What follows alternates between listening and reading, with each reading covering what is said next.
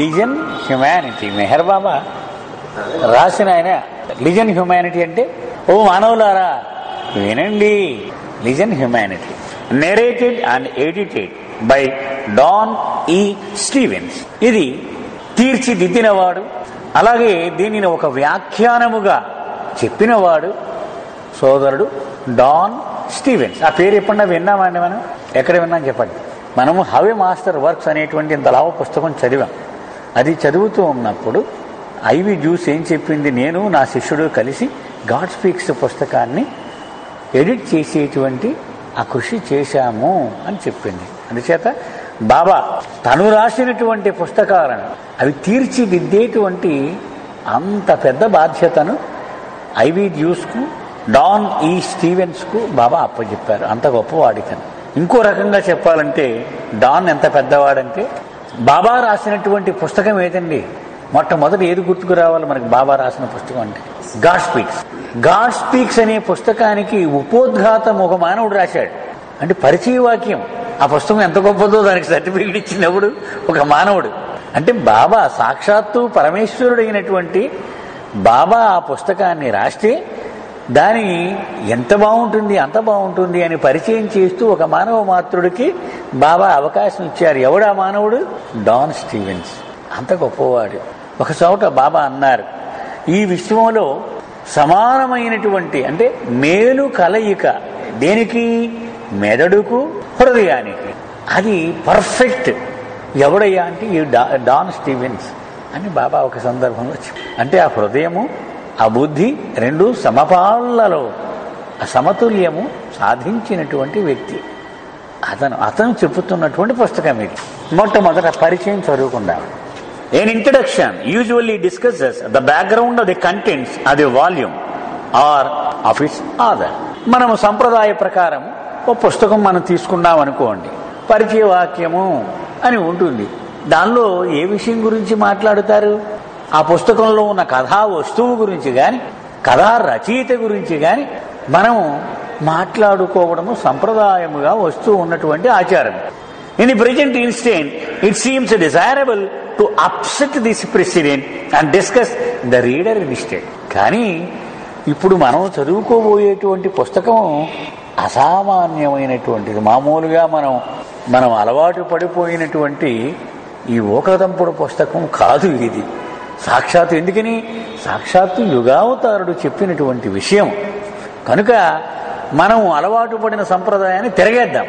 అంటే ఏమిటి? మనం అలవాటు పడింది కథా వస్తువును కథా రచయితను పాఠకుడు విశ్లేషిస్తూ ఉంటాడు, అది సంప్రదాయం. కానీ ఇప్పుడు ఏం చేయాలట?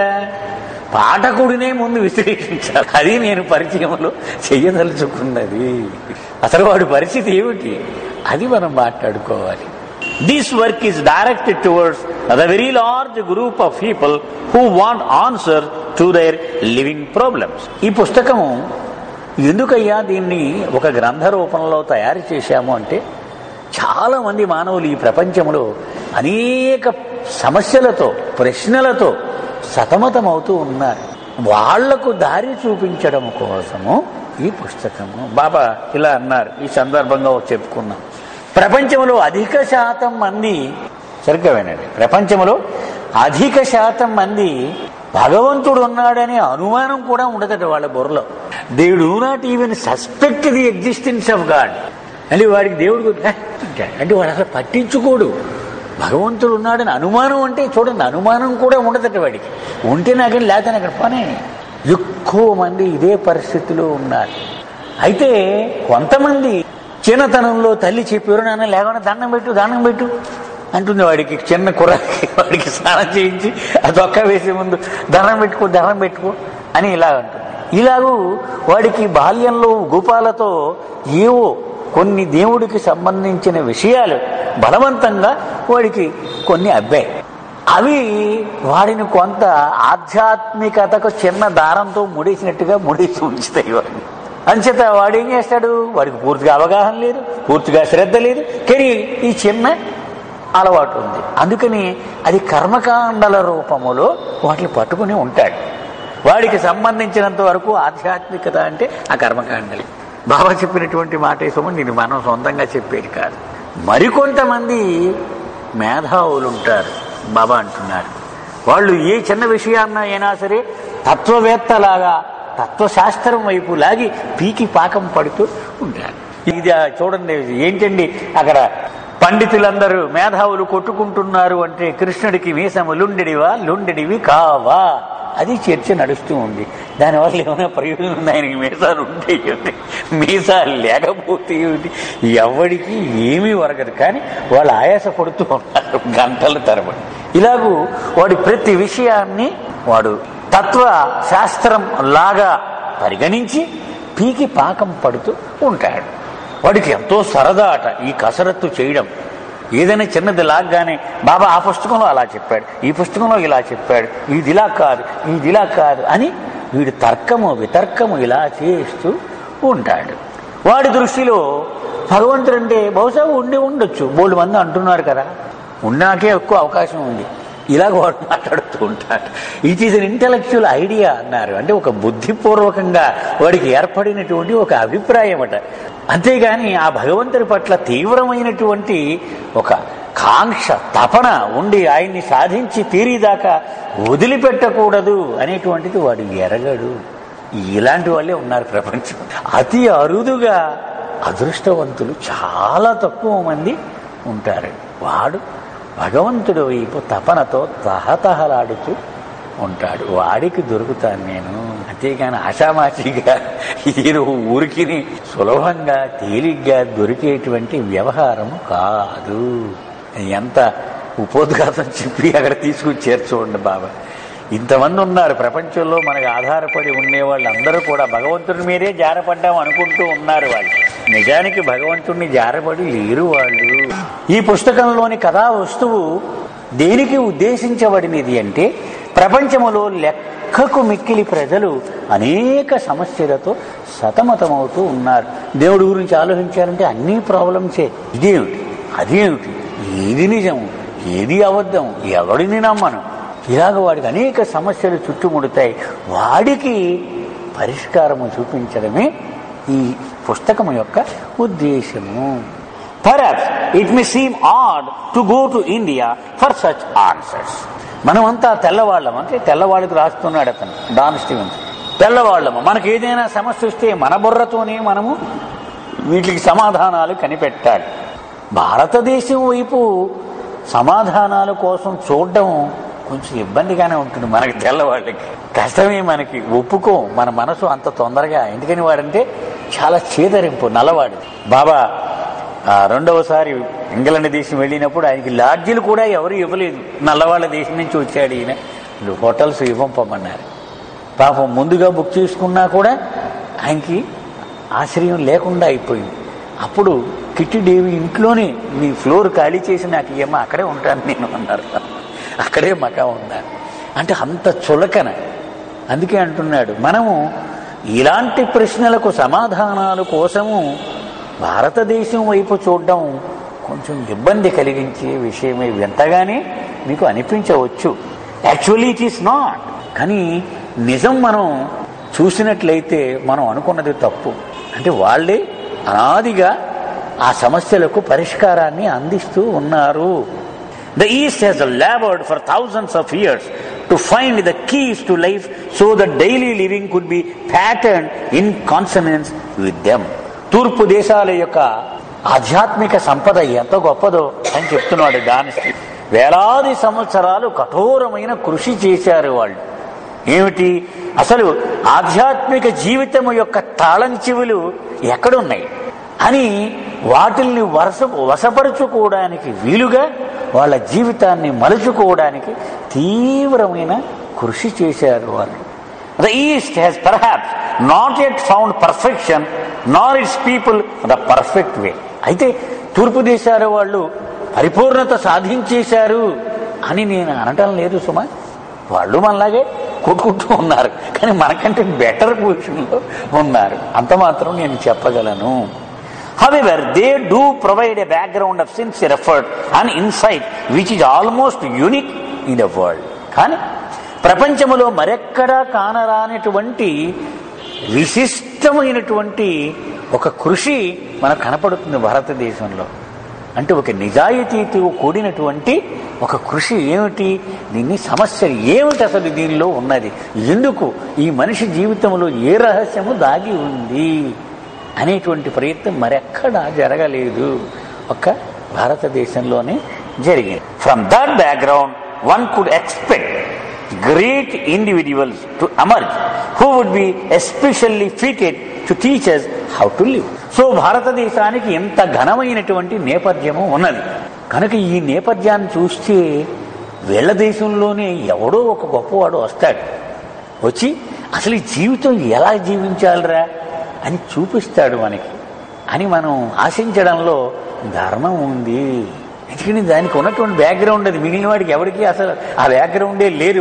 వాడు ఎంతసేపు డబ్బు సంపాదించడం ఎలాగులు, మనకు కావలసినటువంటి వస్తువులను సమకూర్చుకోవడం ఎలా, ఇదే తాపత్రయం. కానీ అందుకే న్యూస్ చెబుతూ ఉంటుంది, వై భారతదేశం ఎప్పుడు ఎందుకు అని ప్రశ్న వేసి దానిని సాధిస్తూ ఉంటాడు అతను ఎప్పుడు కూడా.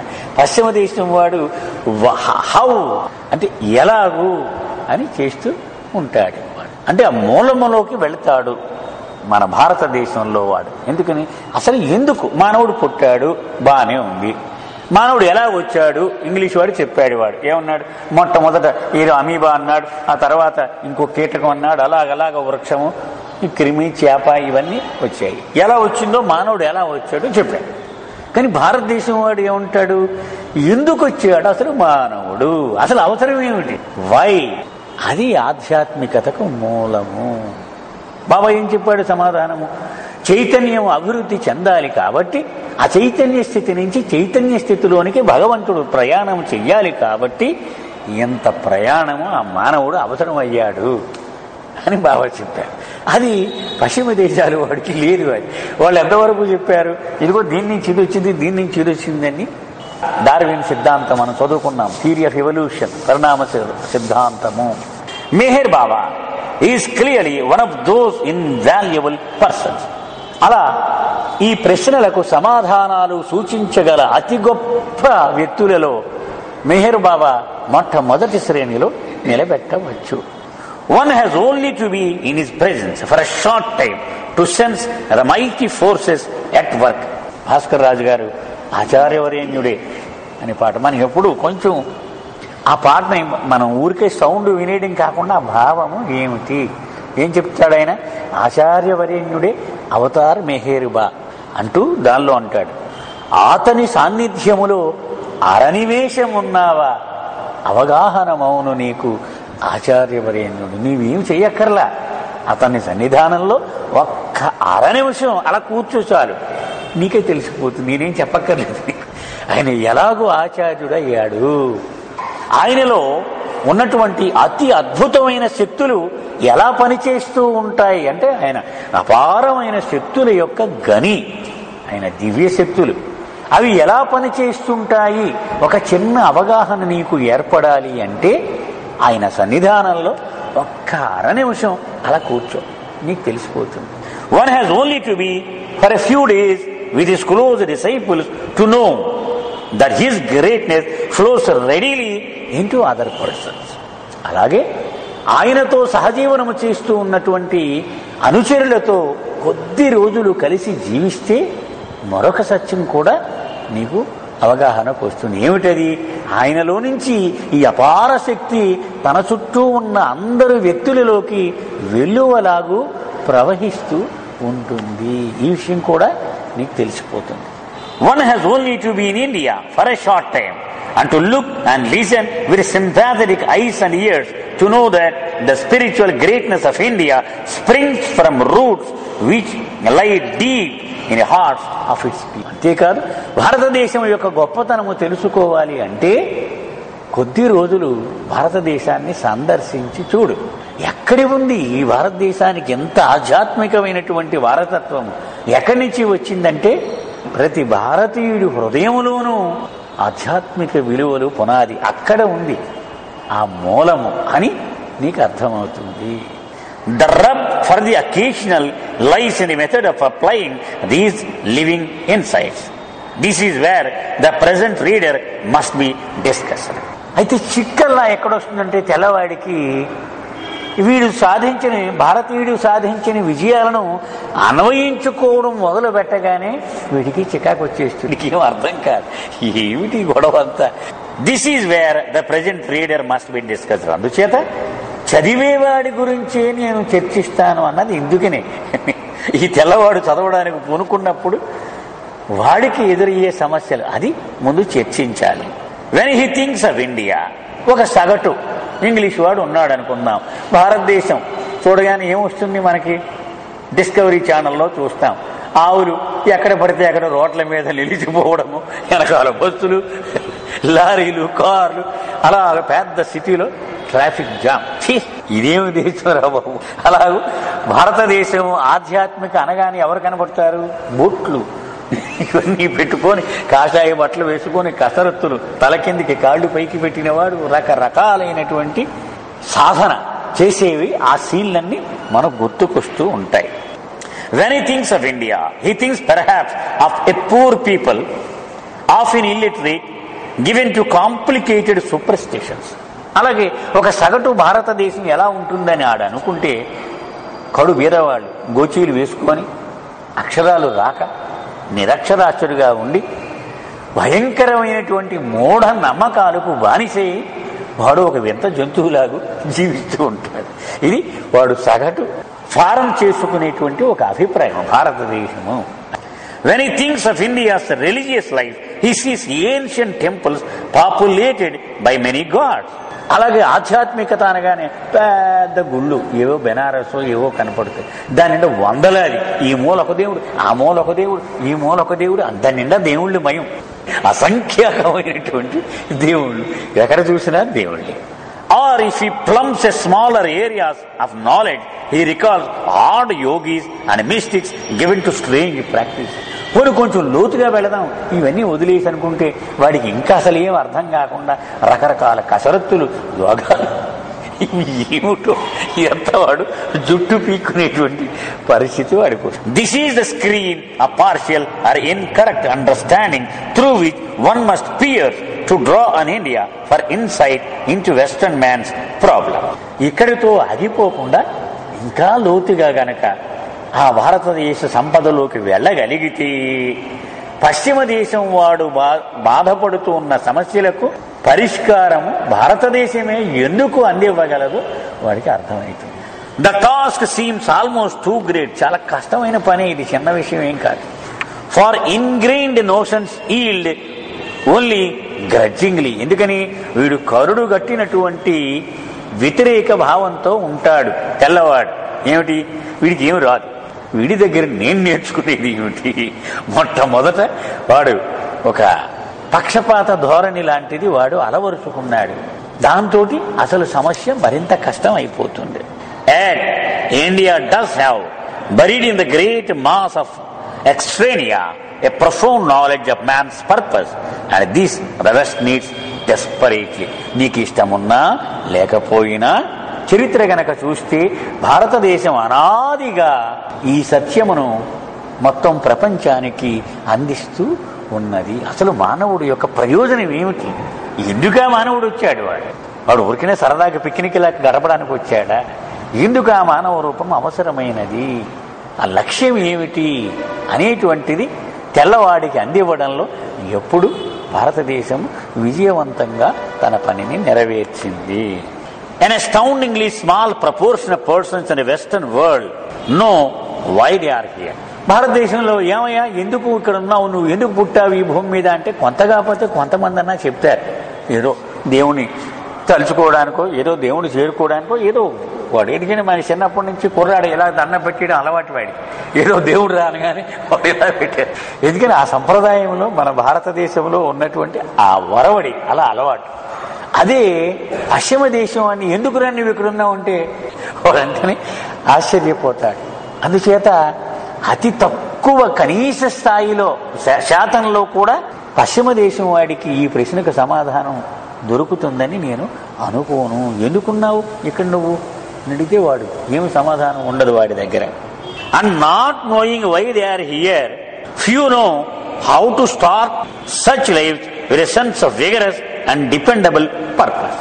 సరే వాడికి ఏమీ తెలియదు, నేను ఊదరగొట్టేసి నువ్వు ప్రయోజనాన్ని నెరవేర్చడానికి ఈ జీవితం గడపాలి అంటే అసలు ముందే తెలియనప్పుడు ఇది మాత్రం ఎలా మొదలు పెట్టగలడు, ఈ జీవితాన్ని ఎలా ప్రారంభించగలడు? Instead, life becomes a matter of any energetic effort to solve today's needs. దాని బదులు వాడికి జీవితం ఎలా వెళుతుంది? వాడి అవసరాలు డబ్బు కావాలి, ఏదో ఒకటి చెయ్యి, డబ్బు సంపాదించు. పదవి కావాలి, దాని గురించి ఏదో ఒకటి చెయ్యి.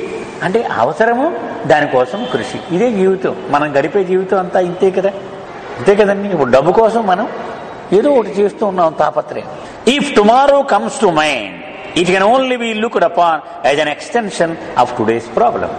రేపు అనేది ఆలోచన రాగానే అమ్మో ఈవేళ సమస్యలే మళ్ళీ రేపు కూడా తయారు అని, ఈవేళకు కొనసాగింపు రేపు అని మాత్రమే అనిపిస్తుంది. It is no wonder that nervousness and irritability are produced. మరి ఈ సమస్యకు పరిష్కారము దొరకక, మూలం అర్థం కాకపోతే ఏమవుతుంది? కోపం వచ్చేస్తుంది, తిరగబడిపోతాడు, అసహనం వచ్చేస్తుంది. It is also no wonder that thinking, feeling people are dissatisfied and ask in their hearts what it is all about. So వాడి బయటకు ఇలా చికాకును ఇలా ప్రదర్శిస్తూ వాడి లోపల ఒక ఆలోచన వాడికి వస్తుంది. ఏమిటి ఇదంతా, ఏం జరుగుతోంది అసలు అనేటువంటి ఒక ఉత్కంఠ వాడిలో మేల్కొంటుంది. మరి where can they find the answers? మరి ఎవడిస్తాడు సమాధానం వీటికి? Apparently not in a wild negative bout with life. తప్పనిసరిగా ఏదో ఒకటి చేసి సాధించేద్దాం ఉంటే వాడు తాగడం మొదలెట్టాడు అనుకోండి, దానిలో దొరుకుతుందా వీడికి సమస్య? దొరకదు. ఈ కోపంలో వాడు ఏ నక్సలైట్స్ గ్రూప్లోకి వెళ్ళిపోయాడు అనుకోండి, దానిలో దొరుకుతుందా? దొరకదు. That was tried in the 1920s. 1920వ దశకములో ఇలాంటి ప్రయత్నం కూడా జరిగింది. LSD అంటే ఈ హిప్పీలు ఇవన్నీ మనం చూస్తూ ఉంటాం. మాదక ద్రవ్యాలు తాగేసి ఇదే భగవద్ అనుభూతి అనుకోని చెట్ల కింద ఇలా దొర్లుతూ ఉంటారు, గడ్డాలు పెంచుకొని మురికి బట్టలతో. మనం హరే రామ హరే కృష్ణ, అదే అండి హిప్పీ మూమెంట్. తర్వాత LSDs అని కొన్ని మాత్రలు ఉండేవి, అవి వేసేసుకుంటే వీడు ఇలా ఉండిపోయేవాడు, ఇదే దివ్యానుభూతి. ఇలాంటి ప్రయత్నం 1920వ దశకంలో జరిగింది. And the results were so unsatisfactory that the next generation turned its back and began again to look for a positive answer. ఇక ఎంత అపజయం పాలైందంటే ఈ ప్రయత్నము, తర్వాత తరం వాళ్ళు దాన్ని పూర్తిగా వదిలేశారు. అవి ఇది కాదు, దీనికి ఏదో ఉంది సరి అయినటువంటి సమాధానము అని మళ్ళీ అటుపక్కకు తిరిగారు. Apparently the answers can't be found in rituals or ceremonies. ఈ ప్రశ్నలకు సమాధానాలు ఈ కర్మకాండల్లో క్రతువుల్లో దొరకదు. This is a matter of the spirit. And to tend to the needs of spirit requires men of spirit. But there are not too many of these. Where can they be found? And how can these answers be turned into answers for us? This is a great dilemma of a war-weary, soul-weary age. మనం నివసిస్తున్న యుగము యుద్ధాలతో అలసిపోయి ఉంటుంది. అంటే ఒక మనిషిని చూసి మరొక మనిషి ద్వేషించుకునేటువంటి ఈ పరిస్థితిలో ఉన్నాము. అంటే ఆత్మపరమైనటువంటి ప్రయత్నము కావాలి. If India has clues which could be of help, how can they be used? Okay, India దగ్గర ఈ ప్రశ్నలకు సమస్యలకు సమాధానాలు ఉన్నాయి, మరి మనం ఎలా వాడగలం వాటిని? Certainly, it is not in harmony with the Western tradition to build temples with many armed gods and goddesses. Okay, ఎవరో సాధువు గారు ఏదో కంచి కామకోటిలాట ఆయన ఏదో ఇచ్చేసాడు, ఇలా మంత్రం వేసి ఈ సోమవారం ఈ దేవుడు, మంగళవారం ఈ దేవుడు, వీళ్ళందరినీ పూజించేయబోయి అన్నాడు. ఇదేకడిది అసలు ఒక దేవుణ్ణి పూజించడమే అలవాట్లేదు నాకు పశ్చిమ దేశంలో. రోజుకో దేవుడు, ఒకే గుడిలో ఎంతమందిని ఈ మూల ఒకడు ఈ మూల ఒకడు నేనెక్కడ పెట్టగలను? అది ఆచరణ సాధ్యము కాదు.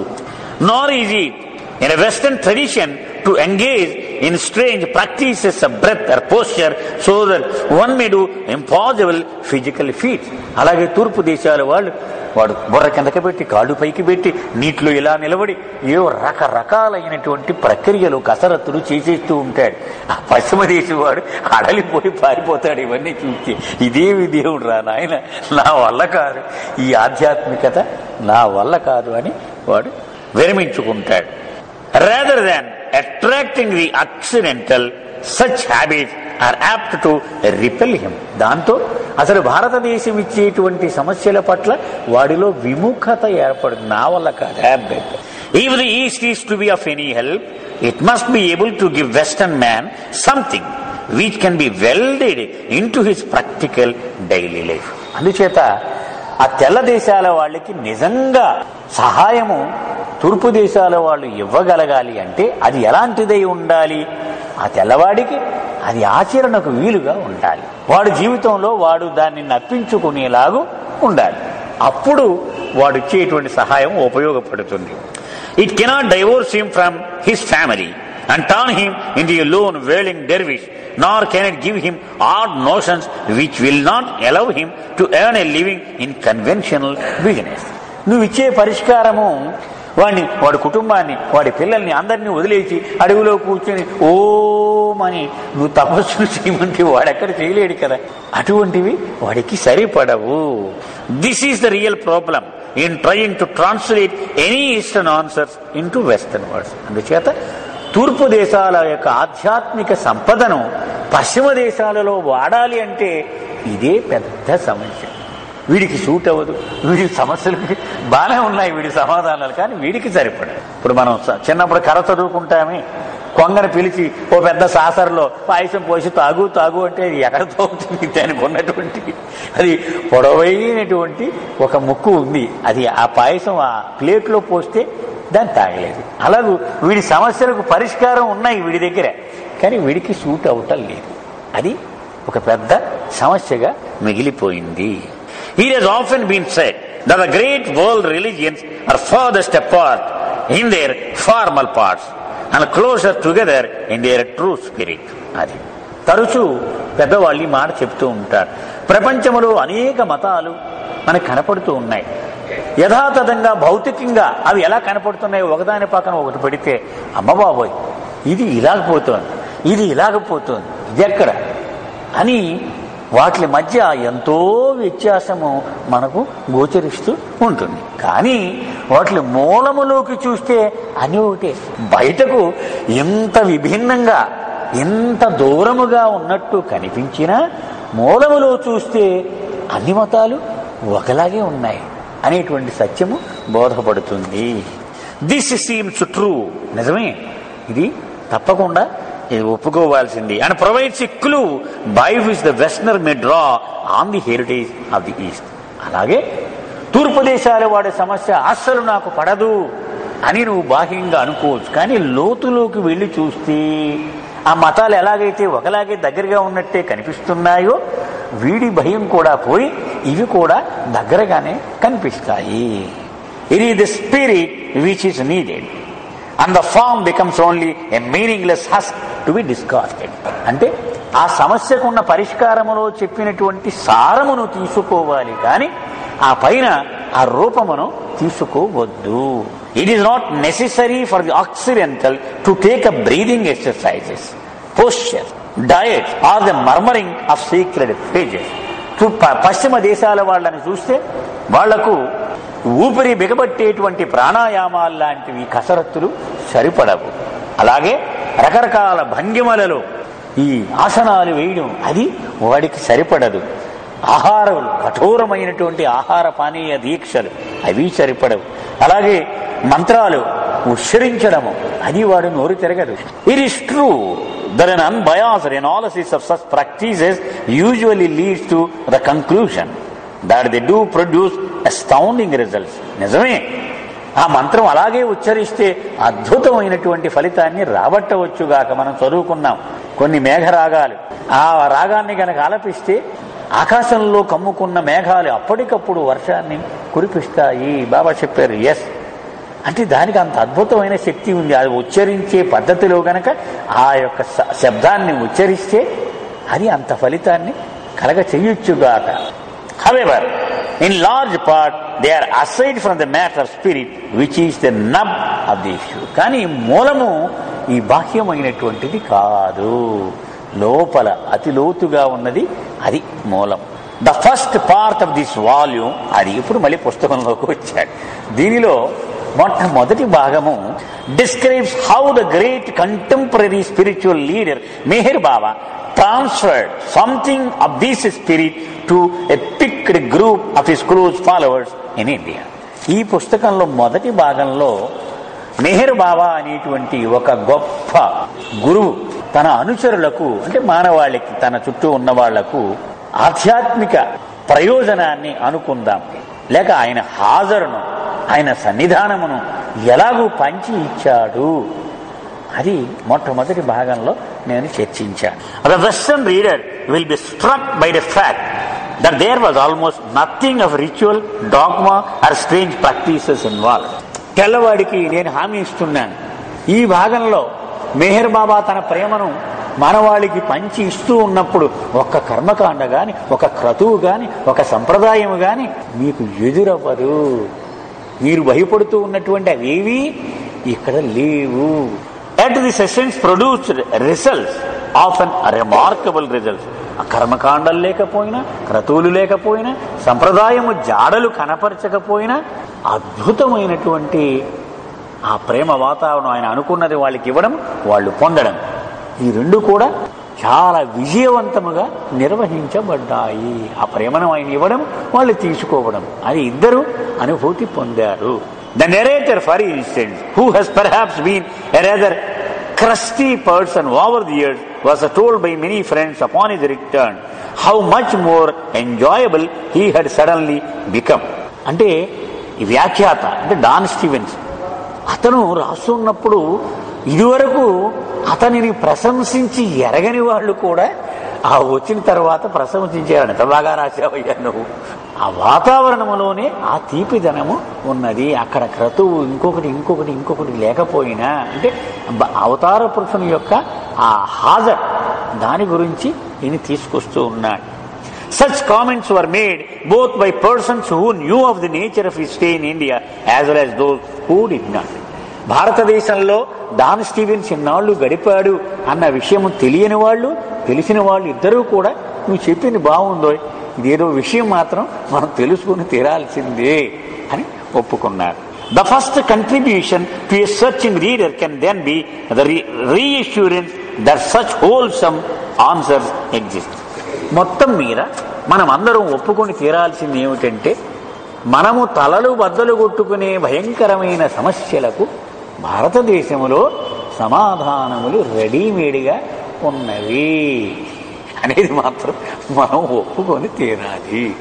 The second contribution given in part 2 is a description of the nature of life and death. రెండో భాగంలోకి వెళితే జీవితము, మరణం, అసలు ఏమిటి రహస్యము చెప్పాడు. స్లీప్ అండ్ వేకింగ్, అలాగే నిద్ర, మెలకువ, ఏమిటి దీనిలో రహస్యము. లవ్ అండ్ ఒబీడియన్స్, చివరిలో ప్రేమ, విధేయత, ఇలా రకరకాలైనటువంటి విభిన్న అంశములను ఈ పుస్తకములో నేను ప్రస్తుతించడము జరిగినది. The third contribution is a very intriguing one, which is first suggested early in the Savas program. Baba makes no bones about referring to himself as the avatar or Christ of his age. ఇందులో మరొక ముఖ్యమైన భాగము కొంచెం జీర్ణించుకోవడం కష్టమే తెల్లవాడికి. ఎందుకని నిర్మొహమాటంగా కొండ బద్దలుగొట్టి బాబా తనను తాను ఏమని చెప్పుకున్నాడు, నేను ఈ యుగానికి అవతార పురుషుడను, తిరిగి వచ్చినటువంటి క్రైస్తు ప్రభువును. Nothing could be more surely calculated to arouse the argumentative instincts of the Occidental. వెంటనే తెల్లవాడు, ఈడెవడరా బాబు, ఏదో పుస్తకం ఇచ్చి చదవమంటే నేనే క్రైస్తును అంటున్నాడు అని దాన్ని వెంటనే తీసి పక్కన పడేస్తాడు. ఎందుకని, క్రైస్తు వస్తాడు అని వీడు రోజు చదువుతూ ఉంటాడు, కానీ మళ్ళీ వచ్చాడు క్రైస్తు అంటే మాత్రం అది ఎలా కుదురుద్ది అంటాడు. వాడు మానవుడు మేధస్సు అంత ప్రమాదమైనటువంటి అలవాటు. ఎందుకని వస్తాడు ఎదురు చూస్తాడు, వస్తే మాత్రం ఒప్పుకోడు. నో, కాదండి నేను ఒప్పుకోను. In the first place many doubt that there ever was such a person as Jesus Christ. ఉదాహరణ అతను చెప్తున్నాడు, చాలా మంది మానవులు క్రైస్తు గురించి చదువుతూ ఉంటారు, బైబిల్ చదువుతారు, కానీ నిజంగా ఎరా నువ్వు క్రైస్తు ఉన్నాడు నువ్వు ఒప్పుకుంటున్నావు అంటే ఏదో కథ, అంతే కదా. అలాంటి వ్యక్తి ఉంటాడా? ఉదాహరణకు మనకు మహాత్మా గాంధీ సినిమా లార్డ్ ఎటన్బరో అని ఆయన తీశాడు, దానికి ఆస్కార్ అవార్డ్స్ కూడా వచ్చాయి. ఆ సినిమా తీసినప్పుడు చాలా మంది భారతీయులు వాళ్ళు రాశారు. ఆ సినిమా చూస్తూ ఇంటర్వెల్లో అక్కడ ఉన్న తెల్లవాళ్ళు అడిగేవారట, వీళ్ళు భారతీయులు అమెరికాలో సెటిల్ అయిన వాళ్ళని. చాలా బాగా రాశాడండి ఈ కథ. ఎవరు రాశారో కానీ ఎవరు రాశారు? ఎందుకని ఒక మానవుడు అంత సహనమును అంత సౌశీల్యమును ఎలా చూపించగలడు అని అది కథని నిర్ధారణ చేశారు.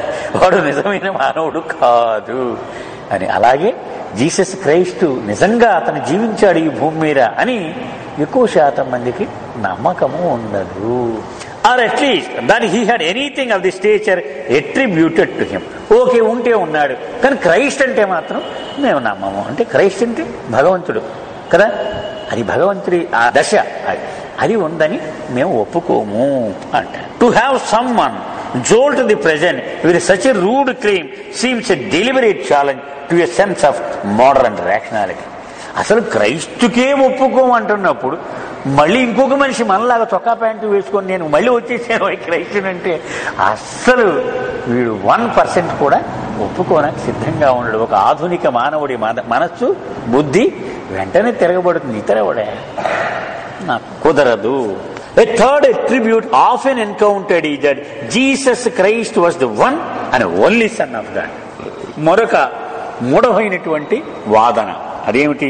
జీసస్ క్రైస్తు ఒక్కడే భగవంతుని యొక్క కుమారుడు, ఆయన ఏకైకుడు, ఇక రెండో వాడు లేడు.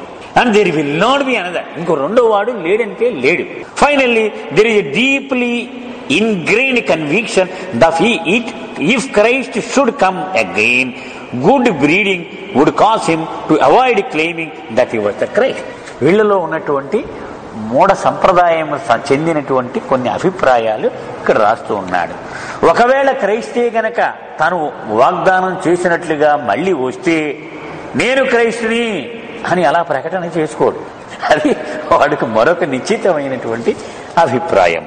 For all these reasons, it is upsetting to find a man of undoubted stature state with candor that he is the Christ. ఈ నేపథ్యంలో మేయర్ బాబా వచ్చి నేనే ఆ క్రైస్ట్ అంటే వీడు ఎంత శాతము దానిని అంగీకరిస్తాడు? మీరు ఎవరైనా చెప్పేయవచ్చు. 1% కూడా ఉండదు. 0.01. It is always easier to deal with such claims in the past. To have them occur today presents a challenge of frightening dimension. పూర్వము గతములో అది ఒప్పుకుంటాడు, ఇప్పుడు జరుగుతుందంటే అది ఒప్పుకోడు. అంతే కదా బాబా అన్నారు. గతం అయిపోతే ఒక విషయము బంద్ చేసేస్తూ ఉంటాడు వీడు. ఏమన్నా ఇగో ప్రసాదం అంటే ఇవ్వండి అంటాడు, ఇలా అనేసుకుంటాడు. ఎందుకని? వాడి మనస్సు దానిని ప్రశ్నించాడు. గతం అయిపోయింది కదా, ఇప్పుడు లేదు కదా, ఇవ్వండి ఇలా ఇవ్వండి సార్, నాకు కొంచెం ప్రసాదం ఇవ్వండి. ఏమన్నా ఇవాళ మెహర్ బాబా వస్తున్నారు, ఇగో ప్రసాదం అంటే తీసుకోడేవాడు. ఎందుకని?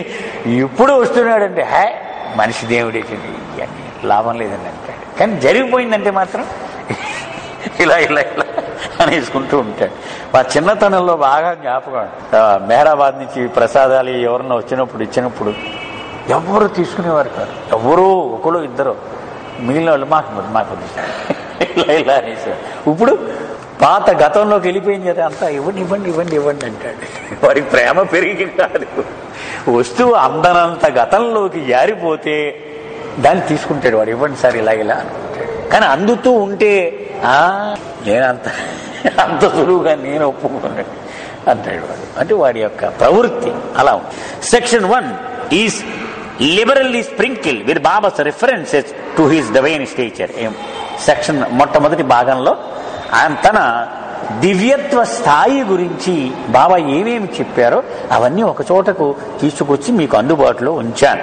It is suggested that the reader deliberately put this question on file as he reads part 1 and allows the personality and the heart of the man to speak for themselves.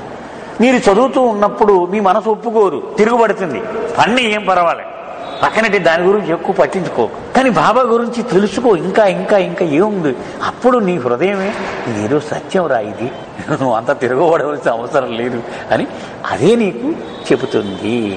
Part 2 will provide much additional material to estimate Baba's qualities. రెండో భాగంలో బాబా యొక్క గుణగణాలు తెలుసుకోవడానికి ఆ విషయం మనకి ఎంతో దోహదం చేస్తుంది. Part 3 is an attempt on the part of the narrator to describe his own estimation of this extremely important and naughty subject.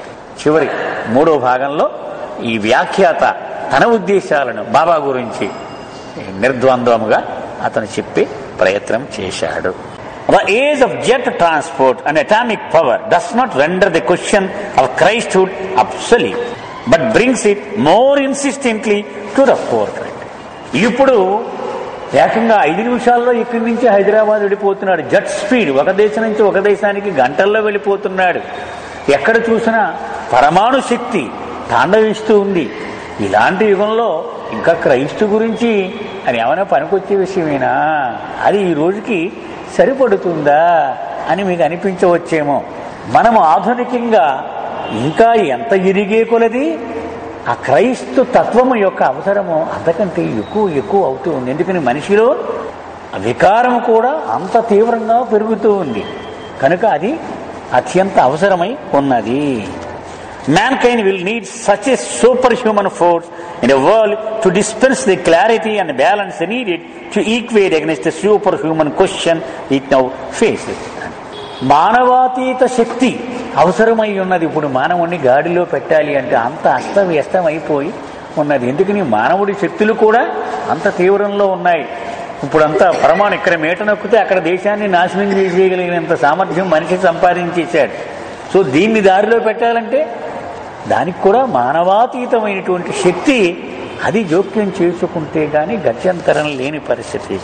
If God did not provide a means for answering the questions He allows man to raise, it would be unreasonable world in which He forces us to live.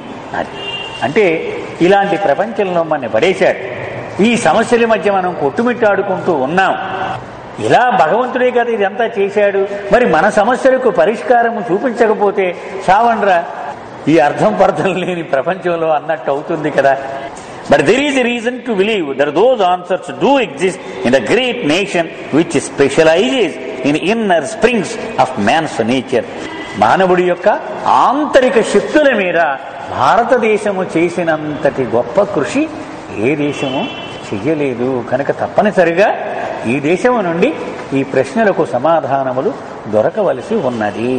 Stripped of the refuse which the centuries produce, period of inessentials which serve only to separate man from man and reduce to the hard core of spirit, the answer can emerge from the wisdom of that land. అంటే పశ్చిమ దేశాల్లో ఎలాంటి వికారములు పేరుకుపోయి ఉన్నాయో అని చెప్తున్నాడు. మనిషి అంటే మనిషి ద్వేషము, ఒకడి నుంచి ఒకడికి దూరము పెరిగిపోయి ఉంది. బాబా ఒక సందర్భంలో మండలి వాళ్ళని అడిగారు, ఇద్దరు మనుషులు ఒకరి మీద ఒకరికి ద్వేషము పెరిగిపోయినప్పుడు తారస్థాయిలో అరుస్తూ ఉంటారు, ఎందుకు అని చెప్పమన్నారు బాబా.